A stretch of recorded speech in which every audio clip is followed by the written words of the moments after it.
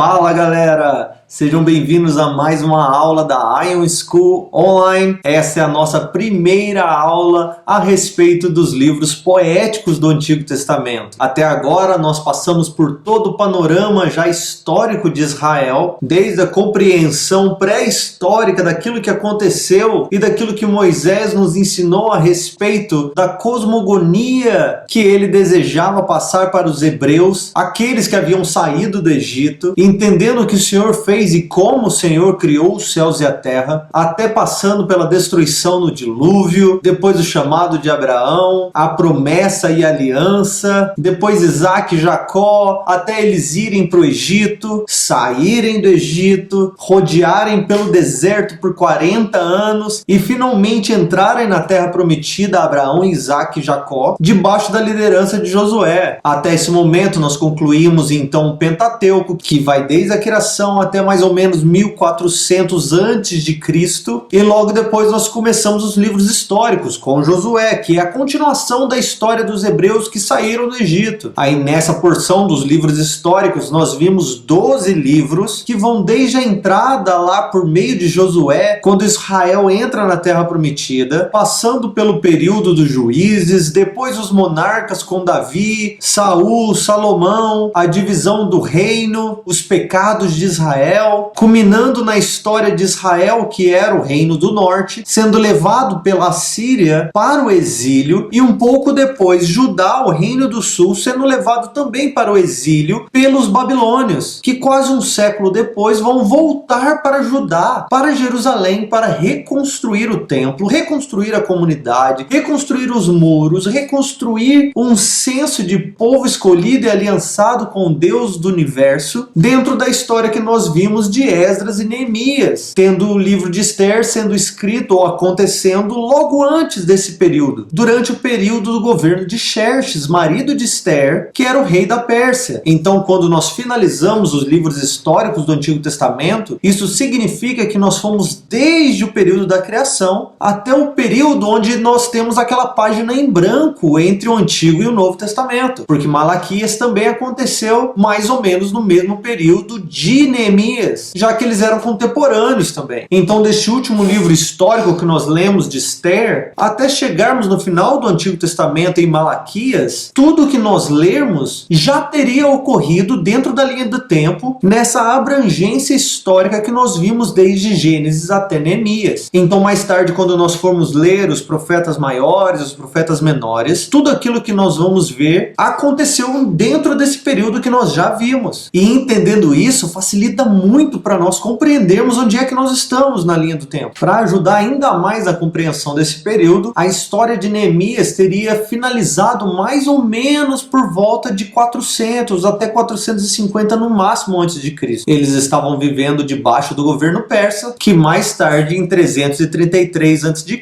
seria derrotado por Alexandre o Grande, e agora marcando o começo de uma nova era. O mundo da época, neste momento, então, estava debaixo do domínio da Grécia, que mais ou menos na virada do século aconteceria aquela tradução da Bíblia que nós já vimos, a tradução da Septuaginta. Aí mais tarde, no final do segundo século, é onde nós veríamos a era ou a história dos Macabeus, contada naquele livro histórico mais apócrifo também. E aí, em 146 a.C., Roma vence a Grécia e estabelece agora o Império Romano. Um século mais tarde seria a época do nascimento de Jesus. Então esses 400 anos entre Neemias e Jesus seria o que nós chamamos de período interbíblico, que nós não vamos ver agora, mas ele acontece logo depois do livro de Neemias. Tá claro até aí então? Vamos deixar para estudar isso quando nós formos ver o contexto do Novo Testamento. Mas na aula de hoje nós vamos começar um novo módulo, o módulo dos livros poéticos do Antigo Testamento. E se você se lembra, eles são 5 livros: Jó, Salmos, Provérbios, Eclesiastes e Cantares. E nessa primeira aula nós vamos ver então o livro de Jó, esse livro fascinante. Este livro então, que na Bíblia hebraica é chamada ou reconhecida como Sefer Iov, ou para nós como o livro de Jó. Ele estaria incluído lá naquela última porção da Tanakh, os Ketuvim, ou os escritos, mas também está categorizado como um livro poético. Você provavelmente já ouviu isso em algum lugar, de que Jó não existiu existiu de verdade e que ele é apenas um personagem fictício. O livro é apenas uma parábola e Jó não passa de uma lenda para que nós compreendamos aquilo que precisa ser dito. Isso geralmente é dito por teólogos ou pastores mais liberais, aqueles que não confiam muito na tradição, nem na autenticidade completa ou autoridade escrita e inspiração das Escrituras. Mas segundo o Antigo Testamento e também no Novo Testamento, nós vemos que Jó era uma pessoa histórica. Ele realmente existiu. Um exemplo disso é Ezequiel 14:14, onde o profeta, citando as palavras do próprio Deus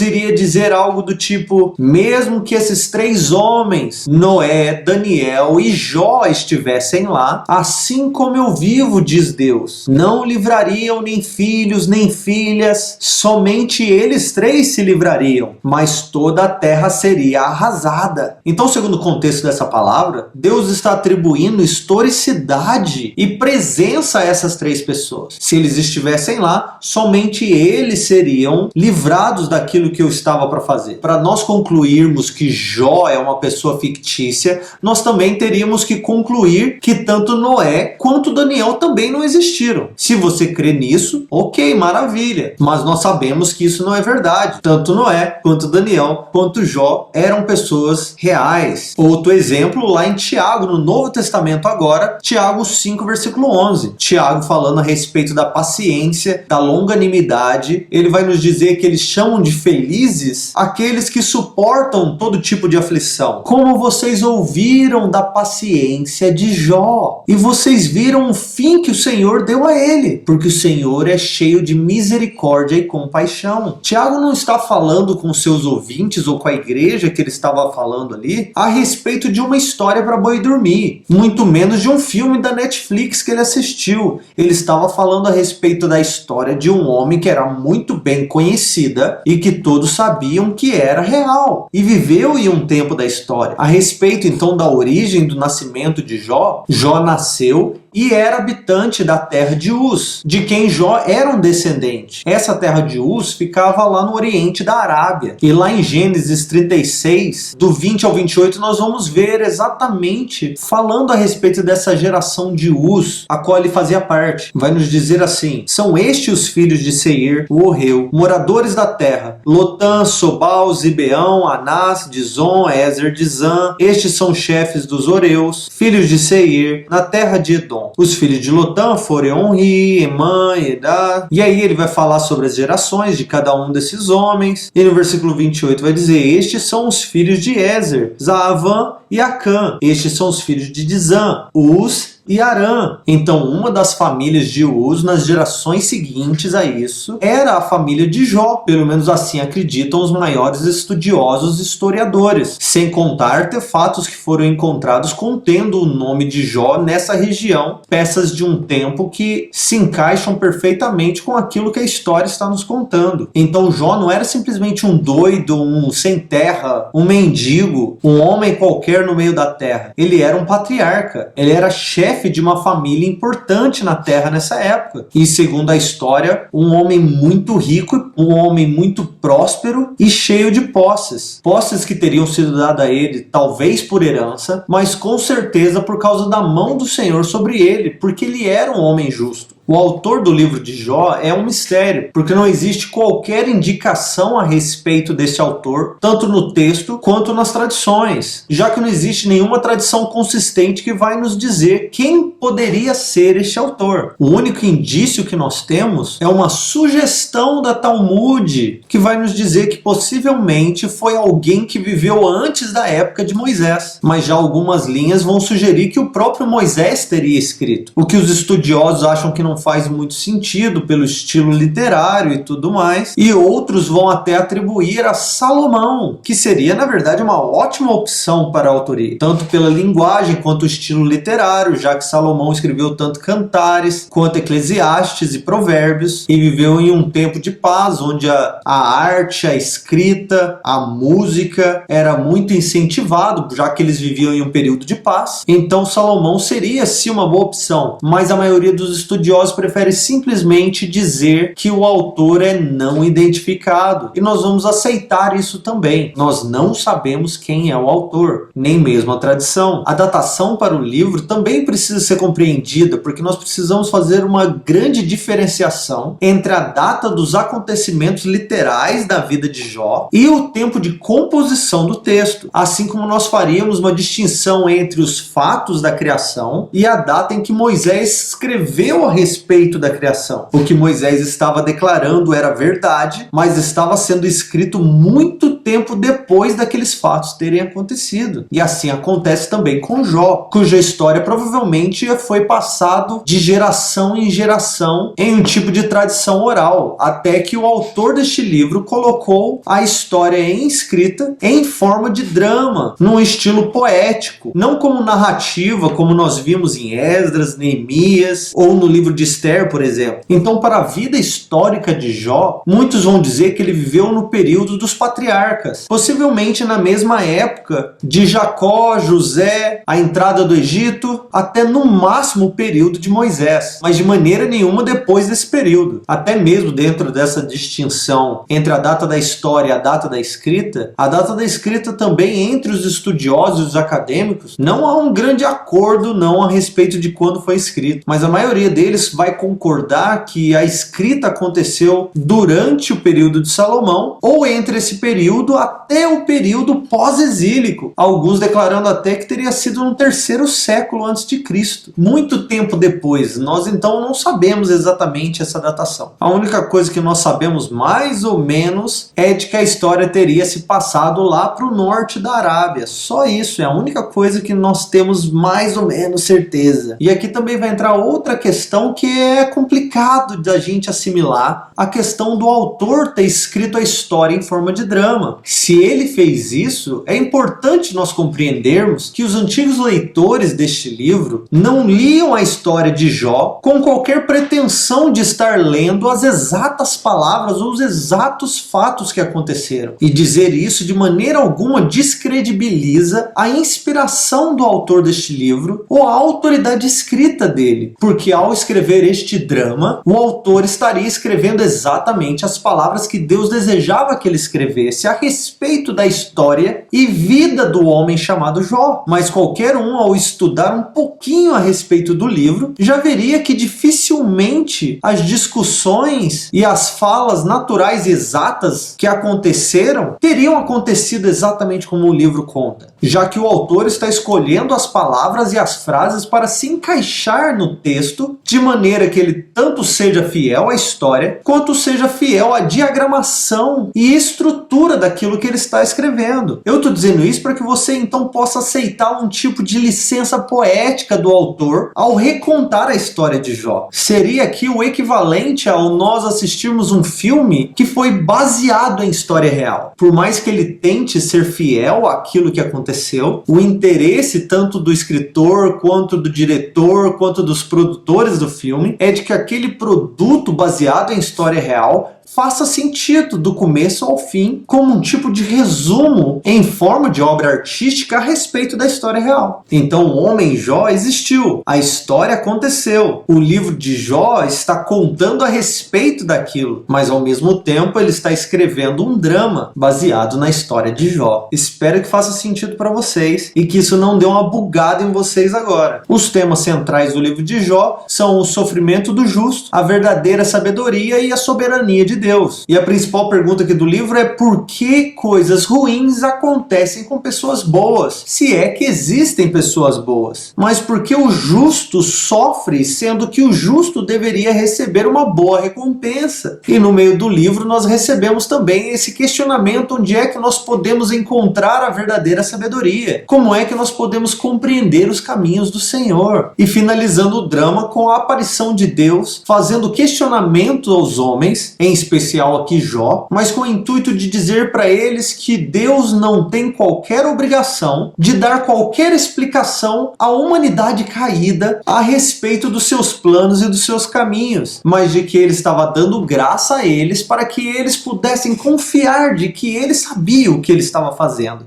e eles não. Então, de certa forma, o livro tem muito mais um tratado teológico do que histórico, já que ele está utilizando da história de Jó para mostrar a soberania de Deus. Ele vai nos mostrar ali como Deus usou os ataques de Satanás na vida de Jó para o justo cumprimento dos seus propósitos na vida de Jó, que acaba se tornando a imagem perfeita de Romanos 8:28, que vai nos dizer que todas as coisas cooperam para o bem daqueles que amam a Deus e são chamados segundo o seu propósito. E isso é tão claro quando nós lemos o texto e nós descobrimos que ele está emoldurado em narrativas que nos dão acesso aos bastidores daquilo que vai acontecer na vida de Jó, sem nem mesmo que Jó e os participantes ali da história saibam do porquê aquilo está acontecendo. E o acesso que nós estamos tendo é de que Deus, mesmo que Jó não saiba, está no controle de tudo aquilo que está acontecendo com ele. Talvez se nós não tivéssemos esse acesso, nós também leríamos a história de Jó e pensaríamos, como assim? O que está acontecendo? Os amigos dele estão corretos. Jó, você pecou, se humilha. Mas como a intenção é de mostrar esse controle e esse poder de governar a história a partir do seu trono no céu, nós acompanhamos a história de Jó esperando o momento em que ele vai compreender de que Jó, fique em paz, Deus está no controle. Foi o próprio Deus que começou a conversa com Satanás. Foi o próprio Deus que fez com que Satanás pensasse a respeito de Jó. Foi também o próprio Deus que deu autorização a Satanás para fazer o que ele fez. Foi o próprio Deus que deu limite à atuação de Satanás. Foi Deus também que fechou a história, tanto se revelando a Jó, quanto trazendo uma reviravolta a tudo aquilo que precisava acontecer para demonstração, tanto para Jó, quanto para seus amigos, quanto para o próprio Satanás, de que o Senhor sabe o que ele está fazendo e nada foge do seu controle. Outra coisa dentro do tema do livro é que tanto Jó quanto seus amigos estão olhando a situação toda a partir da premissa de que o justo deve receber o que é bom e o ímpio deve receber punição ou o que é mal aos olhos deles. Mas essa premissa deixa bem claro que aquilo que eles estão considerando como bem e mal são vistos de acordo com a experiência deles e aquilo que eles consideram como positivo e negativo. Eles passam um bom tempo então discutindo a respeito de Jó estar recebendo uma punição, mas Jó declarando que ele não é ímpio, que ele não é injusto, que ele não pecou contra o Senhor. Mas se ele não pecou e se ele é justo diante do Senhor, por que é que sua recompensa não foi algo bom? E é nesse drama que nós vamos nos ver envolvidos, enquanto a pergunta é feita vez após vez. Por quê? Por que um justo sofre? E de certa forma, por que o ímpio não recebe sua punição? O versículo-chave do livro de Jó seria Jó 42, 5 e 6, que vai acontecer lá no final do livro, e todo mundo conhece essa frase: eu te conhecia só de ouvir falar, mas agora os meus olhos te veem, por isso eu me abomino e por isso eu me cubro de pó e cinzas. É um versículo bem conhecido por todo mundo. Eu até adicionaria aqui um bônus de um outro versículo também que poderia ser usado como versículo-chave desse livro, que está no comecinho da história, no versículo 21 do capítulo 1, quando Jó começa a sofrer e ele começa a declarar o seu lamento. Ele vai nos dizer: nu eu saí do ventre da minha mãe e nu eu voltarei. O Senhor deu, o Senhor tirou. Bendito seja o nome do Senhor. Eu pessoalmente amo esse versículo, porque em muitas situações da minha vida onde eu achei que eu estava recebendo uma punição ou que algo estava sendo tirado de mim, eu olhava para o Senhor e eu declarava: o Senhor deu, o Senhor tira, é tudo teu. O Senhor continua sendo bom. Bendito seja o seu nome. Isso me ajudava a acalmar diante das situações e lembrar de que o Senhor é bom e Ele está no controle. Ele sabe o que faz. Um resumo do livro de Jó seria do capítulo 1 ao capítulo 2 o prólogo do livro, do 4 ao 27 os 3 diálogos, que é a discussão que todos eles têm, no capítulo 28 o discurso a respeito da sabedoria, do 29 ao 41 os 3 monólogos finais, ou pronunciamentos, ou 3 discursos, e o capítulo 42 o epílogo do livro, o fechamento da história, ou o fechamento da cortina. O livro, então, para fazer bastante bastante sentido antes da gente começar até os nossos esboços. É legal você olhar dessa maneira. O drama tem uma abertura e um fechamento. A abertura é quem era Jó e o que ele perdeu, e o fechamento quem Jó se tornou e o que ele ganhou. No meio disso nós temos todo o drama. E essa grande porção que vai do capítulo 3 até o capítulo 42, ela é dividida basicamente em duas partes. A primeira parte é onde estão os diálogos, as discussões que Jó tem com seus amigos. E esses diálogos, essas discussões, estão organizadas aqui no meio do texto em padrões de 3 ciclos. Então Jó começa a falar, Elifaz fala, Jó responde. Bildade fala, Jó responde. Zofar fala, Jó responde. Depois nós voltamos. Elifaz fala, Jó responde. Bildade fala, Jó responde. Zofar fala, Jó responde. No último ciclo nós vamos ver Elifaz fala, Jó responde. Bildade fala, Jó responde. Mas Zofar não vai falar nada porque ele já desistiu de Jonas. E aí nós vamos ver os monólogos, os últimos 3 discursos. O primeiro discurso, o discurso de Jó, que também são as últimas palavras de Jó. O discurso ou monólogo aqui de Eliú, um amigo de Jó que não havia sido apresentado na história ainda. E o monólogo ou grande discurso de Deus, quando Deus aparece. Então, visualizando abertura, fechamento, uma divisão no meio entre diálogos e monólogos. Essa é a estrutura básica do texto que nós vamos ler hoje. E entendendo isso, nós vamos para o nosso esboço. Começando do capítulo 1, versículo 1, até o capítulo 2, versículo 13, onde nós encontramos o prólogo. A moral do livro de Jó não é encontrada aqui no prólogo, nos primeiros capítulos do livro. Ele só serve como um enquadramento para que nós possamos compreender todas as discussões e tudo aquilo que vai acontecer depois disso. No capítulo 1, nós vamos ver então que Jó era um homem íntegro, um homem correto. Ele não somente temia Deus, mas ele se desviava do mal. É capaz até que, se você investigar mais um pouquinho, Jó era até bonito, era o cara perfeito, não havia ninguém na terra como ele nessa época. O texto vai nos dizer que ele tinha 7 filhos e 3 filhas, e de que ele era muito próspero e muito rico, ele tinha tudo. E os seus filhos, sempre que podiam, faziam grandes banquetes, chamavam as suas irmãs, os irmãos se reuniam, eles comiam, eles bebiam, eles se alegravam, e toda vez que eles acabavam essas festanças, Jó acordava de madrugada, se preparava e ele sacrificava e oferecia ao Senhor ofertas em favor dos seus filhos, caso eles tenham pecado contra o Senhor. Jó não estava oferecendo ao Senhor pedidos de desculpa por aquilo que ele sabia que aconteceu. Jó estava clamando ao Senhor que o Senhor guardasse os seus filhos e perdoasse eles caso eles tivessem pecado. O desejo de Jó era de que seus filhos caminhassem nos caminhos do Senhor também como ele estava caminhando. Aí no versículo 6 é quando a cortina dos céus é aberta e nós vemos o Senhor sentado no seu trono e todo o céu passando diante dele, os seres celestiais passando, trazendo relatório, batendo cartão. E aí no meio da fila vem Satã, que é o nome que o texto dá para o diabo. E aí Deus pergunta para ele: e aí, você está vindo de onde? Ah, eu estou vindo de rodear a terra e de passar por ela. É mesmo? Que interessante. Você viu o meu servo Jó por lá? Ele vi. Você viu como ele é justo, né? Cara, incrível, mano. Não há ninguém como ele. Ele é justo, ele é íntegro, ele é puro de coração e ele foge do mal. Ele é.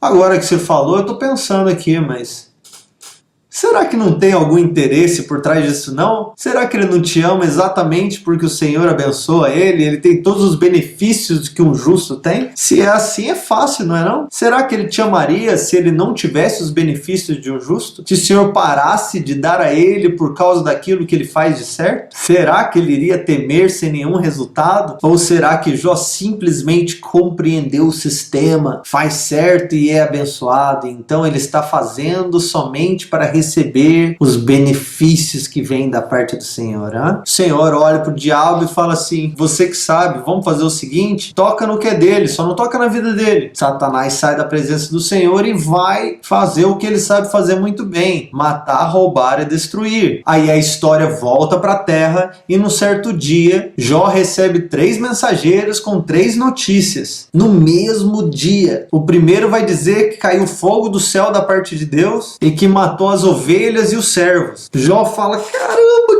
que é isso? Como assim? Enquanto ele ainda estava conversando com esse sobrevivente, veio outro mensageiro e diz, Jó, os caldeus vieram, levaram seus camelos, levaram seus animais e mataram seus servos, só sobrou eu para vir falar para você. Jó, não! E enquanto ele estava ainda conversando aqui, veio outro mensageiro. Falou, Jó, você não sabe o que aconteceu. Os seus filhos estavam na casa do seu filho mais velho, fazendo um grande banquete, mas de repente veio um vento no deserto, soprou contra a casa e a casa caiu em cima de todo mundo. Todos os seus filhos e todos os seus servos morreram, só sobrou eu, Jó. Jó ouviu aqueles 3 mensageiros e pegou suas vestes. Não! Raspou sua cabeça, se prostrou no chão, jogou cinza sobre sua cabeça e orou e adorou o Senhor. E é aqui que ele vai dizer, nu saí do ventre da minha mãe e nu voltarei. O Senhor deu, o Senhor tirou, bendito seja o nome do Senhor. Mesmo isso tendo acontecido, Jó permaneceu íntegro diante do Senhor. No capítulo 2, a fila passa diante do trono do Senhor de novo, batendo cartão, trazendo relatório. O Senhor olha para Satã e fala, e aí, de onde você veio? Eu vim de rodear a terra e passar por ela. E aí, você viu o que a gente estava conversando? Mesmo sem os benefícios de ser um homem justo, Jó permaneceu íntegro. Ele continua sendo meu favorito na terra agora, hein? Satã olha para Deus e fala assim, mas também não foi ele que sofreu, né? Não é ele que morreu, não foi ele que foi esfaqueado. Ele continua com a saúde perfeita. Assim eu acho que ele vai continuar achando que tá tudo bem. O Senhor olha para ele, tranquilo, tira a saúde dele, só não mate. E você vai ver que Jó tem um coração puro. Satanás sai então da presença do Senhor e vai ferir Jó. Jó começa a olhar para o seu corpo então e ele começa a notar que da ponta dos pés até a cabeça ele está lotado de feridas malignas. Sua pele começa a borbulhar, pus começa a sair daqui e dali, ele começa a feder, ele se senta no chão, pega um caco, começa a se raspar, ele fica nojento ali no chão. Ninguém quer nem olhar para ele. No meio do texto nós vamos descobrir que Jó fala que até o hálito dele tá tão nojento que nem sua esposa quer chegar perto dele. E por falar em esposa, no versículo 9, ela vai vir para Jó, vai olhar para ele naquela situação, porque, não sei se você sabe, a mulher de Jó aqui é quase uma sócia de Satanás, viu? Ela vira para ele e fala assim, você ainda tá aí dessa situação? Amaldiçoa Deus e morre, Jó. Jó vira para ela, você tá louca, tá falando como uma louca. Por acaso nós recebemos de Deus apenas o que é bom? Por acaso nós também não vamos aceitar quando nós recebermos desgraça? E no meio daquela situação toda, Jó permaneceu íntegro. E aí no capítulo 2, versículo 11, é onde nós vamos ver que esses 3 amigos vieram de partes diferentes da região, porque eles combinaram de vir prestar solidariedade e confortar Jó, já que eles souberam de tudo aquilo que ele estava passando. Esses 3 amigos eram Elifaz, o Temanita, Bildade, o Suíta, e Zofar, o Naamatita. Eles vieram, cada um da sua região, e de longe, quando eles avistaram Jó, eles já começaram a chorar, começaram a ver aquela desgraça. Havia um abismo entre aquilo que eles tinham na sua memória em relação a Jó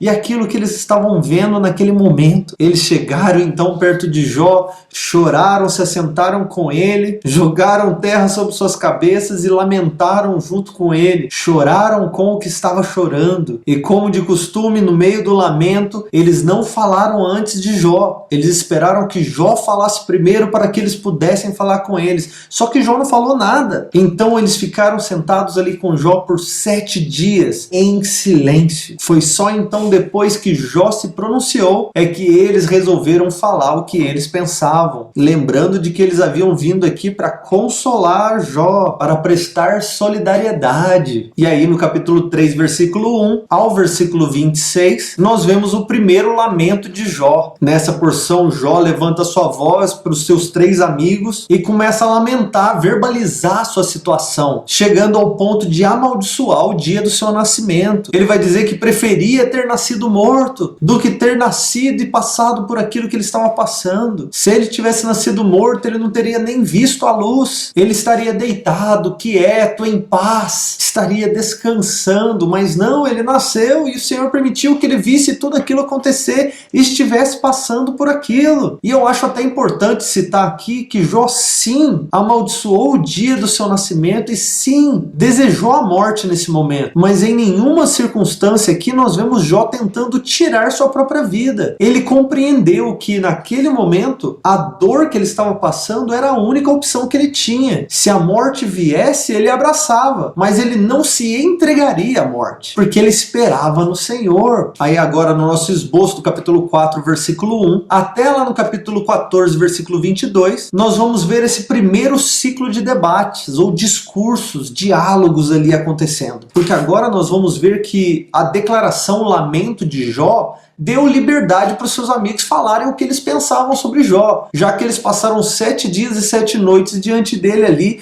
foi tempo suficiente para matutar o que é que estava acontecendo. E esses amigos dele não eram qualquer Zé Banana por aí não, eles eram homens sábios, eles representavam o que havia de melhor, de mais sábio daquela época, e eles tiveram 7 dias para trazer um bom diagnóstico da situação, buscaram em tudo aquilo que eles conheciam a respeito da vida, a respeito de Deus, a respeito das circunstâncias, para que eles pudessem falar o que eles achavam que iria ajudar a mudar a situação de Jó. Algo que nós vamos ver no meio desses discursos é de que em cada ciclo de discursos os argumentos começam a diminuir, então a discussão começa a se tornar mais breve, já que em cada ciclo fica cada vez mais claro a discordância entre eles e começa a faltar também argumentos para convencer Jó da situação. Então aqui no primeiro ciclo, no primeiro discurso, nós vamos ver o discurso de Elifaz, do capítulo 4 ao capítulo 5, e é um longo discurso. E ele vai começar fazendo aqui uma grande abertura, uma super exposição da teologia dos sábios da época. Mas ele ainda está pisando em ovos, não está tão confortável em acusar Jó ainda. Então, ao invés de acusar, ele só traz para Jó uma construção da sua ideia em relação a como tudo que nos acontece é fruto das nossas escolhas e ações. Então, para o justo que pratica justiça, os frutos que ele receberá serão bons, mas para o ímpio que pratica injustiça, virão apenas frutos ruins. Então, diante de tudo isso que nós estamos vendo, Jó, eu quero te fazer um convite. Se arrependa. Se eu fosse você, eu me humilharia diante do Senhor agora e pediria para Ele me perdoar, porque pelos frutos conhecereis a árvore. Se você está sofrendo e coisas ruins estão acontecendo, é porque você está sendo uma má árvore. No capítulo 5, versículo 17, ele vai finalizar também, mas ele vai dar uma ideia de que Deus pode também estar corrigindo Jó, não somente punindo ele, porque Deus é aquele que fere, mas também que cura, abre a ferida, mas também fecha a ferida. E que se for isso que estiver acontecendo, tá ótimo, Jó, mas busca o Senhor. Do capítulo 6 ao 7, Jó responde. Ele olha para os seus amigos e fala: eu achei que vocês vieram para me confortar, eu achei que vocês vieram para entender minha situação. E aí Jó passa aqui a uma defesa da sua inocência. E no capítulo 7 ele vai clamar ao Senhor para que o Senhor alivie a situação. Lá no versículo 19 ele até vai dizer para Deus: por que até quando você vai ficar com seus olhos virados para mim? Por que eu sou um tipo de alvo para você? Me erra, me diga por que o Senhor está mirando em mim todos os seus dardos. Por que o Senhor simplesmente não me perdoa caso eu tenha cometido alguma coisa? Me atrai de volta a ti, me torna em uma pessoa íntegra. O negócio tá feio pro meu lado, me alivia. Aí depois que Jó fala, Bildade fala no capítulo 8. No versículo 3 ele vai questionar Jó: você acha, Jó, que Deus deturparia a justiça, deturparia o seu direito se você fosse o bom e não tivesse pecado contra ele? Certamente ele iria te trazer o que é bom. O ímpio, Jó, sempre tem o que merece, e o justo nunca é rejeitado por Deus. Se essas duas coisas são verdadeiras, você precisa entender quem é você nisso tudo. Depois no capítulo 9 e no 10, Jó responde: vocês não estão me ajudando em nada aqui. O que vocês estão me dizendo, eu já sei, eu sei que Deus é assim. E eu não tenho como argumentar e lutar contra Deus. Se fosse uma questão de força, Deus tem força. Se fosse uma questão de julgamento, quem é que iria convocar ele a comparecer? Eu não tenho como lutar com Deus, mas eu sou inocente. E mesmo assim eu desprezo a minha própria vida por causa de tudo isso que eu estou vivendo. Eu sou íntegro, mas estou recebendo o fruto de um um injusto, de um ímpio, e por isso eu vou declarar que Deus destrói tanto o justo quanto o ímpio. E aí Jó lamenta aqui a situação sem entender o porquê que ele está vivendo aquilo tudo. No capítulo 11, o seu terceiro amigo vai falar agora, Zofar. Zofar parece ser o cara mais irritadinho. Ele já vem com os dois pés no peito de Jó. Ah, se Deus abrisse a boca contra você, Jó. Ah, se ele te mostrasse os segredos da sabedoria. Porque a sabedoria tem dois lados, Jó. Saiba que Deus às vezes esconde os nossos pecados e permite que eles sejam esquecidos também. Então, sabendo disso, se arrependa logo, Jó. Porque se Deus falasse o que ninguém sabe,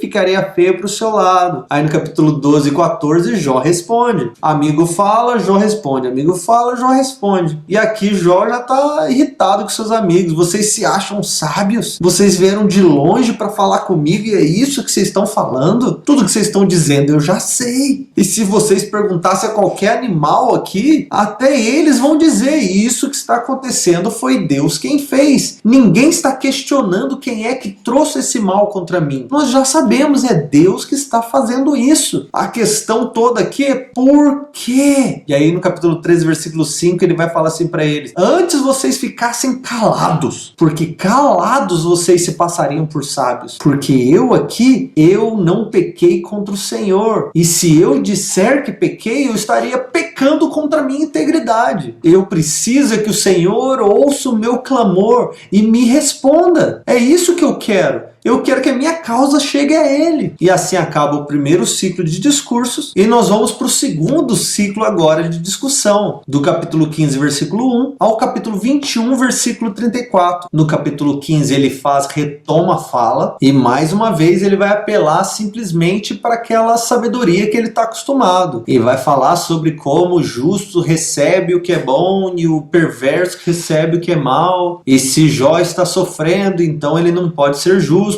Deve ter algum pecado escondido, talvez seja pecado hereditário, talvez seja macumba, talvez seja maldição de algum parente, não sei das quantas. Você provavelmente já ouviu algum tipo de coisa assim. Jó ouve aquela proposta de cura interior de Elifaz ali e ele responde no capítulo 16 e no capítulo 17. Jó vai dizer para Elifaz: eu sei, todo mundo sabe, a aflição vem de Deus, mas por que está acontecendo comigo? Se Deus promete bênção ao justo e eu sou justo e não estou recebendo bênção, o que é que está acontecendo? Deus está estragado? Não está funcionando? As recompensas do Senhor ficaram paradas no correio junto com as minhas mercadorias do Mercado Livre? O que está acontecendo? Mas é legal que no meio disso tudo, no capítulo 16, versículo 9, Jó lança uma pérola incrível. Ele está no meio dessa crise toda que está acontecendo e ele vai dizer assim: mas mesmo agora eu sei de que lá no céu está a minha testemunha e nas alturas está o meu defensor. No capítulo 18, Bildade se levanta agora e fala para Jó de novo. Mas o tom da conversa aqui já é diferente da primeira vez. Bildade tá bravo, praticamente manda Jó calar a boca e fala para ele alguma coisa assim de que você precisa se calar e pensar antes de falar. Porque se nós abríssemos o dicionário aqui e procurasse recompensa do ímpio, teria uma foto sua, Jó. Como é que você pode continuar dizendo que você é inocente? Aí no capítulo 19, Jó responde para eles também, mandando eles calar a boca. Vocês que calem a boca, porque vocês vieram aqui para me consolar, para me ajudar nessa situação, mas vocês são um bando de tolos. Vieram aqui para fazer bullying com a minha situação. Eu estou miserável aqui, foi Deus quem fez isso. Eu não sei porque tudo isso está acontecendo comigo, mas... E aí lá no capítulo 19 ele vai dizer assim, no versículo 25 a 27, eu sei que o meu Redentor vive e que por fim se levantará sobre a terra e depois eu verei a Deus. Coisa mais linda isso. E aí no capítulo 20 nós vamos ver Zofar. Ele vai falar pela última vez aqui porque ele já perdeu a paciência com Jó. Enquanto Jó é a imagem do homem paciente, Zofar é a imagem do homem impaciente. Para ele já deu. Ele vai ali jogar um balde de água fria no que Jó acabou de falar, mesmo que tivesse sido bonito. Vai repetir para Jó o destino dos malfeitores e deixar bem claro: Jó, você não está entendendo. Deus não te trataria assim se você fosse justo. E quer saber? Para mim já deu.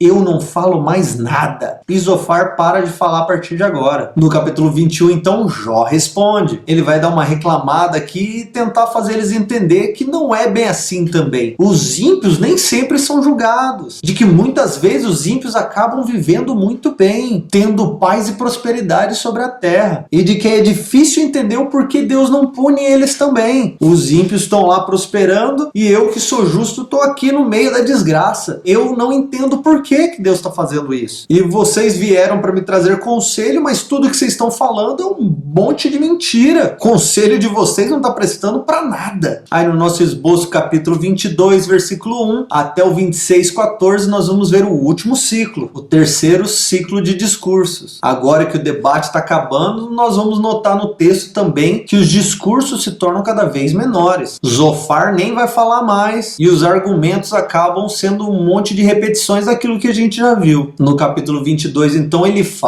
vai falar de novo com Jó. Ele faz um monte de acusação contra Jó, falando que Jó fez isso e aquilo, começa até a fazer acusações falsas de pecados que Jó não cometeu, nem ele, nem seus filhos, e dá uma ideia aí de que é necessário, dentro da nossa filosofia, dentro daquilo que nós sabemos, de que se você está sofrendo assim, tem que ter um pecado escondido. Jó, fala a verdade, Jó. Se você não falar lá no dia do julgamento final, o seu pecado vai passar no telão, hein? Então fala agora o que é que está acontecendo. Quem sabe as coisas mudam, Jó. Jó responde, então ele faz o capítulo 23 e 24. Mais uma vez ele vai declarar sua inocência e vai levar sua queixa diante de Deus. Mas mesmo enquanto ele faz isso, ele nem sabe se ele vai ser ouvido ou não por Deus. Mas que de qualquer forma seus amigos estão errados. Porque o mundo está cheio de gente perversa, cheio de gente ímpia, e eles também não foram condenados como mereciam. No capítulo 25, Bildade vai responder, e o argumento final de Bildade é basicamente de que Deus é grande demais para Jó poder questionar ele. Deus é grande, você não sabe o que você fala. No capítulo 26, Jó responde, eu sei, Deus é grande demais, eu concordo com essa majestade dele, e eu não precisava que você viesse de longe para me falar tudo isso, porque tudo isso que vocês estão falando, eu sei de tudo isso. E nenhum de vocês me respondeu o porquê até agora que eu tô passando, pelo que eu tô passando. Aí do capítulo 27, versículo 1, até o 31, versículo 40, nós vemos o último discurso de Jó. Aqui no capítulo 27, então, nós vamos ver o narrador fechando os discursos, colocando o discurso final de Jó aqui como uma transição para a próxima fase da história. Jó vai usar esse tempo agora para falar a respeito da justiça, da sua integridade, dizendo que é necessário que ele mantenha a declaração da sua inocência, e depois ele vai se voltar contra os seus amigos, que a partir de agora vão se tornar um tipo de inimigo deles ao invés de amigo. Ele começa a falar sabedoria para os caras e começa a dizer que o fruto deles vai ser pior do que o fruto de Jó, já que o que eles estão ensinando não faz sentido dentro da sabedoria de Deus. Depois do capítulo 28 nós vamos ver esse discurso a respeito da verdadeira sabedoria, que é também conhecido como o hino da sabedoria, porque até agora nós estávamos falando a respeito da justiça e do sofrimento do homem justo, mas aqui agora parece que é uma pausa, um oásis no meio do deserto para falar a respeito de um outro assunto, a sabedoria de Deus. E a moral desse capítulo é basicamente de que os caminhos do Senhor são muito mais altos e existe muito mais complexidade no mundo de Deus, na maneira em que ele visualiza a história, visualiza os processos, visualiza a criação, e que nós somos pequenos demais, limitados para compreender tudo isso que acontece. Esse discurso é basicamente uma preparação para o discurso de Deus que vai vir já já. É como se fosse um tipo de ponte numa música, uma preparação para o refrão, e o refrão que vai se repetir lá na frente é: onde é que você estava? Onde é que você estava? Para afirmar justamente que o possuidor da sabedoria, aquele que conhece sobre tudo e a respeito de todas as coisas, ele estava presente antes de tudo, e que nada foge ao seu controle, e que a única coisa que nos cabe é confiar e temer ao Senhor, porque o temor do Senhor é o princípio da sabedoria. Sabedoria verdadeira é confiar de que Deus sabe o que está fazendo, mesmo que nós não saibamos. E aí do capítulo 29 ao 31, Jó está aqui reivindicando o seu direito por justiça, ou o seu direito de defesa diante de Deus. Ele vai aqui fazer esse grande discurso a respeito das bênçãos que ele tinha, tudo aquilo que ele havia recebido de Deus e as desgraças que ele estava vivendo naquele momento. Vai deixar bem claro que ele continua inocente, que ele não cometeu pecado contra o Senhor, que ele não sabe sabe por que tudo aquilo está acontecendo. Vai discursar também a respeito da diferença dos bons, dos justos, dos íntegros e aquilo que o Senhor vai dar para eles, e dos ímpios e tudo aquilo que o Senhor vai fazer para eles também. E vai finalizar com um grande apelo ao Senhor, de que o Senhor ouça aquilo que ele está pedindo, de que o Todo-Poderoso atente para ele, de que ele não continue vivendo naquela desgraça sem que o Senhor responda para ele, porque isso tudo está acontecendo. O que é que ele fez de errado? Do capítulo 32, versículo 1 ao 37, versículo 24, nós vemos o nosso segundo monólogo, o discurso de Eliú, que é um amigo de Jó também, que estava ali, mas nós nem sabíamos até agora, e se apresenta como sendo mais jovem do que todos os outros. Ele é aquele jovem que quer saber mais que todo mundo, mais que os velhos, quer mostrar que ele leu bastante, que ele sabe do que ele está falando, mas que acaba passando um pouco de vergonha quando a sua sabedoria também não é útil para a situação. E o seu discurso aqui basicamente vai instruir Jó que, ao invés de defender sua inocência, Jó deveria aprender a respeito da natureza disciplinar do sofrimento dele. Ele repete um monte de argumento dos outros sábios que estavam ali, mas ele vai um pouco adiante falando a respeito disso. Jó, talvez o Senhor está tentando te ensinar algo a respeito dele. Eliú faz então todo o seu monólogo em 4 partes, ou 4 discursos. O primeiro do capítulo 32 ao 33, o segundo no capítulo 34, o terceiro no capítulo 35 e o quarto nos capítulos 36 e 37. E ele finaliza aqui falando a respeito da grandeza de Deus, de que nós não compreendemos e de que o Senhor não tem respeito nenhum para aqueles que se consideram sábios. Então vamos calar a boca porque nós não sabemos de nada agora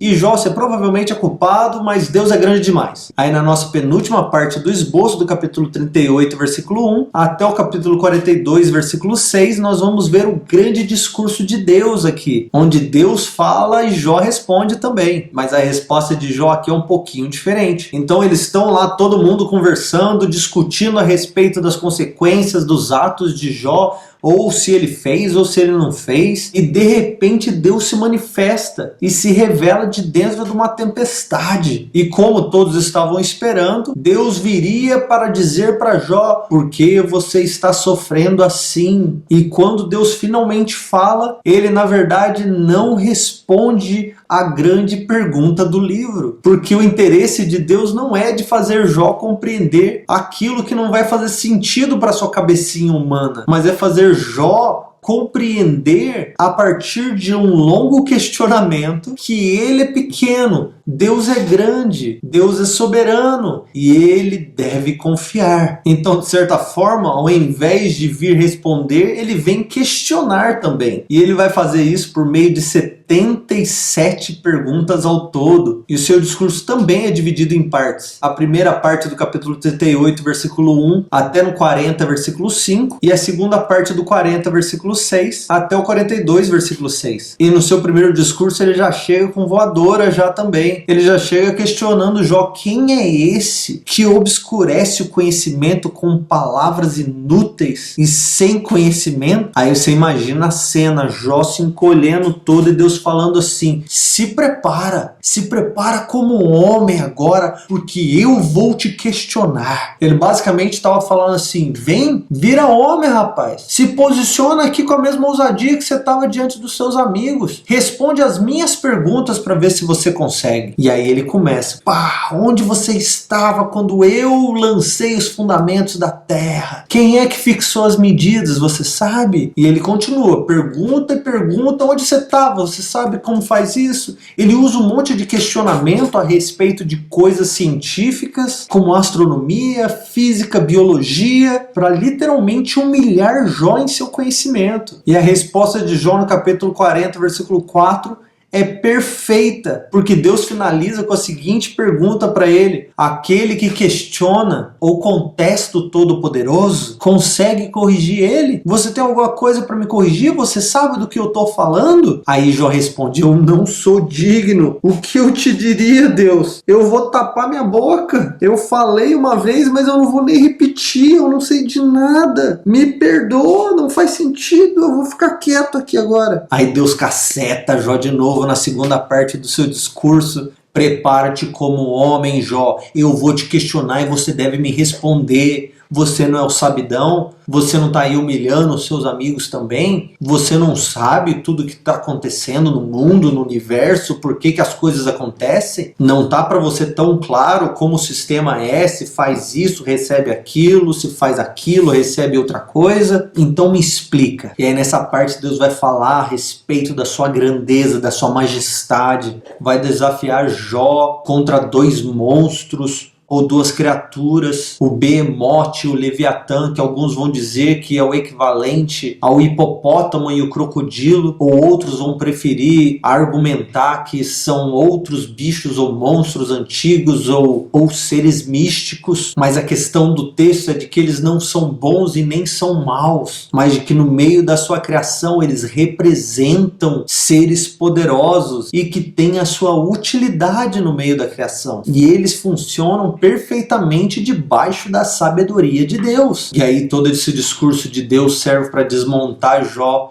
desmontar o ser humano que bate no peito como se ele tivesse razão para qualquer coisa, ou como se Deus devesse ao homem alguma explicação a respeito das suas obras, ou como se Deus devesse ao homem aquilo que ele deseja, como se Deus tivesse obrigação de fazer algo pelo homem. E Jó responde a Deus aqui no capítulo 42, de 1 a 4, dizendo que eu bem sei, Senhor, que tudo podes e que nenhum dos seus planos podem ser frustrados. Quem é esse que fala sem entendimento? Sou eu, Senhor. Realmente eu não sei de nada, porque antes eu te conhecia só de ouvir falar, mas agora os meus olhos te veem, e é agora porque eu te vejo que eu desprezo a mim mesmo, lanço pó sobre minha cabeça. Jó então finaliza aqui compreendendo finalmente que a questão principal não é o porquê as coisas estão acontecendo, mas quem está fazendo as coisas acontecerem. E compreendendo a respeito deste quem, ele se submete e confia de que todas as coisas, sendo boas ou ruins ao nosso entendimento, debaixo da sabedoria divina, elas funcionam perfeitamente para o seu propósito. E a última parte do nosso esboço, finalizando o livro de Jó, do capítulo 42, versículo 7, ao capítulo 42, versículo 17, que é o nosso epílogo, ou grande fechamento da cortina. O Senhor, depois de repreender Jó aqui com seus questionamentos, ele vai virar para os amigos de Jó e vai repreender eles. Deus vai dizer para eles que o Senhor está virado contra eles, porque aquilo que eles falaram não foi verdade, como as coisas que Jó disse. Os amigos de Jó têm que então trazer novilhos ou trazer ofertas para que Jó oferte ao Senhor em favor deles, para que o Senhor perdoe eles. E depois disso nós vamos ver que Jó foi restaurado a sua saúde e recompensado com uma longa, prolongada vida, chegando a ter 14.000 ovelhas, 6.000 camelos, 1.000 juntas de bois e 1.000 jumentas. E o Senhor deu para ele 7 filhos e 3 filhas, assim como ele tinha antes. A única coisa que Deus não deu novo foi sua esposa, que ele acabou tendo que reciclar ela, já que Deus não daria para ele uma esposa nova, deu a mesma. Aplicou uns botox ou alguma coisa nela lá, porque ela já estava velhinha antes de tudo isso. Deus teve que restaurar alguma coisa ali para que ela pudesse dar mais 7 filhos e 3 filhas também. Alguns vão sugerir que Jó, antes dessa situação, ele já tinha por volta de 70 anos, e depois disso ele viveu mais 140 anos. O texto vai nos dizer que ele viveu para ver os seus filhos e os filhos dos seus filhos até a 4ª geração. Então ele viveu bastante, e viveu uma boa vida com bastante história para contar. E nesse momento da história, se eu fizesse a pergunta o porquê Jó recebeu todas essas recompensas, você já deveria estar apto para responder: não que ele recebeu porque o Senhor recompensou ele por ter permanecido justo, mas simplesmente porque Deus quis, e de que Deus sabe o que faz. Nós não fazemos ideia porque as coisas acontecem da maneira que acontecem, mas devemos entrar em consolo de que o Senhor é o nosso pastor e Ele sabe o que faz com as nossas vidas. É assim que nós vamos finalizar este nosso primeiro livro poético, e nós nos vemos na próxima aula, se Deus quiser. Deus te abençoe.